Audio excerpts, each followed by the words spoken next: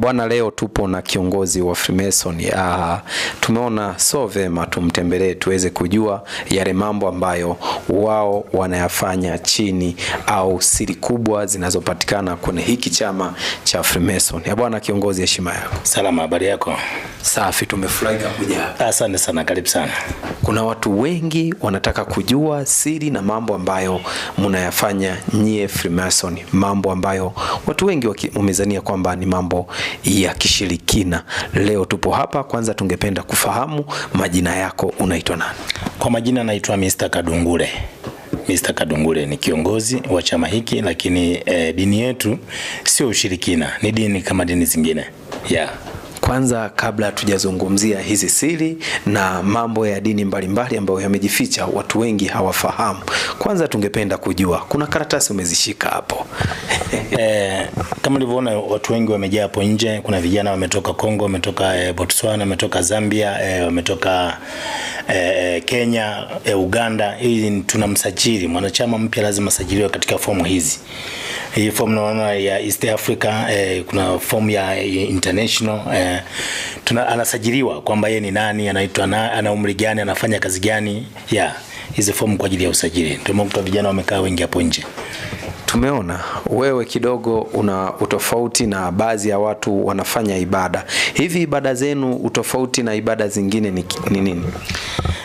Ukiingia kwenye chama chetu ndio utajua ibada zetu zinafanyika muda gani, kwa namna gani. Sisi tuwezi kuweka mambo wazi wakati wewe ni mwandishi wa habari. Vitu hivi tuviweka mtandaoni inakuwa sio vizuri. Mwanachama yote naye aweza kuingia, anaweza kujua ibada zetu zinafanyika muda gani, wapi, lakini dini yetu sio ushirikina na haina sio kwamba ni vitu vya ajabu, hapana. Ubize kwa nafasi ambayo toka mwanzo tumefika hapa, tumeona wewe uko bize tofauti na watu wengine. Kwanza tungependa kufahamu wewe ni kiongozi tu kwenye chama kama msemaji au ni kiongozi wa namna gani? Hebu zungumzia kidogo kwenye swala la uongozi. Mimi ni mfanyabiashara, lakini pili ni kiongozi katika chama hiki. Huu nina ugeni kwa umetoka sehemu mbalimbali. Wametoka kama nilivyokuelekeza, wametoka Kongo, Lubumbashi, wametoka Goma, Kolwezi, Kivu, Nord Kivu huko. Watu wengi wamefika hapa juzi, jana wamekuja sana. Tangu Januari watu tunapokea ugeni. Hobbies wangu mbona unaona ni watu kutoka sehemu mbalimbali, kutoka Saudi Arabia, Kenya na nchi mbalimbali, Mozambiki na sehemu mbalimbali. Ndio maana kuna vijana wengi wamepanga foleni huko nje. Kutoka asubuhi tulikuwa kwenye usajili, ndio maana niko na fomu na vijana wengi wamekaa huko nje wanasubiri, wengine wapo kwenye mahoteli huko. Mimi ni kiongozi kwa East Africa na Tanzania kwa ujumla. Tuzungumzie kwa undani kidogo kuhusiana na swala la usajili.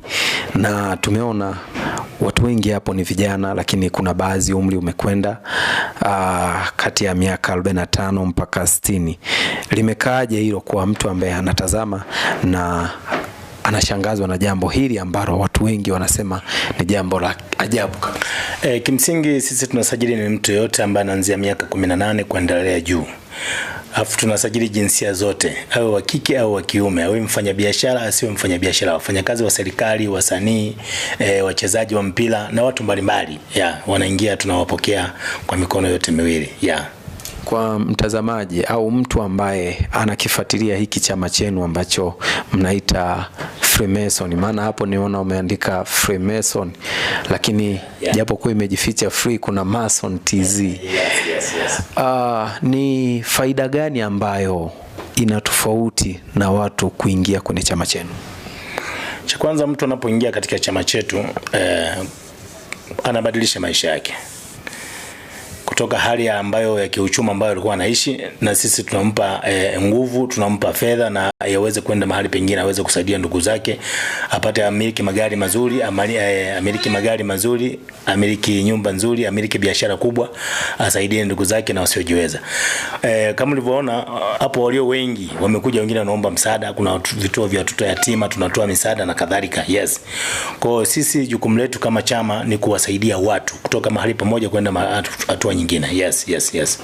Lakini umezungumza kwamba mnawasaidia watu. Wakati huo tunaona kwamba watu wengi wanazungumza kuhusiana na mali zenu za Freemason kwamba ni mali ambazo sio nzuri.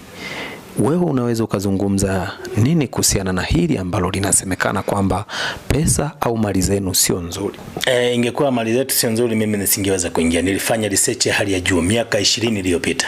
Ndio maana niliingia katika chama hiki. Kuna marafiki zangu mpaka sasa hivi wako China huko, wako Marekani huko, wapo katika chama. Hao ndio walioniingiza mimi mpaka kupata uongozi kuweza kuwasajili watu wengine. Maneno vizuri. Kwa hiyo chama chetu sisi sio kwamba ni ushirikina, na chama chetu sisi kinasajili ni mtu yoyote, awe wa kike au wa kiume, awe tajiri au maskini, ili mradi afuate taratibu. Na kujiunga na chama hiki kuna gharama zipo gharama, kwa sababu kujiunga na chama chetu hatutoi kafara ya binadamu. Watu wengi wametapeliwa na tumeona mabango mbalimbali kwenye mistimu hii ya TANESCO, nguzo za umeme, wanasema wanasajili chama cha Freemason. Wewe unahakikisha vipi kwamba watu watakuwa salama? Sisi hatubandiki mabango kwenye manguzo, sio hatufanye nini, hapana. Na sisi hatujitangazi. Na wasiwasi yangu mimi kubwa, hata wewe utakuwa umenihoji hivi utaenda kuweka mtandaoni. Sisi huwa hatujitangazi, ila mtu yote ambaye anakuwa amebahatika kunikuta mimi au kukutana na mimi apige video call. Amepata namba yangu popote alipo duniani, anapiga video call ajiridhishe sura yangu ni hii. Hata nikitoa hivi kofia, hii ndio sura yangu mwenyewe. Kwa sababu saizi nimevaa kofia, lakini kuna wakati mwingine mtu sijavaa kofia. Huyo mtu anataka apige video call ajiridhishe. Sasa mtu yote anaweza ka-upload video yangu akasema mimi ni Kadungule, mimi ni fulani, kumbe sio yeye. Ndio wanatapeliwa kwa mfumo huo watu. Mtu ana shida na kujiunga na chama, anahitaji kupata maelekezo kutoka kwangu na apige video call. Kama nilivyoona nimevua kofia, ni mimi, siwezi kufichama kwa sababu mimi ni kiongozi. Ukiona mtu anapiga video call anajificha ujue mtu sio salama. Kiongozi, sisi hatuna cha ziada hapa. Tukushukuru, tuseme asante kwa ushirika wenu. Kanisa lenu mnafungua muda gani kwanza? Sisi makanisa yetu ni siri yetu kwamba sisi tunafanya ibada ya usiku na ibada zingine ziko mchana.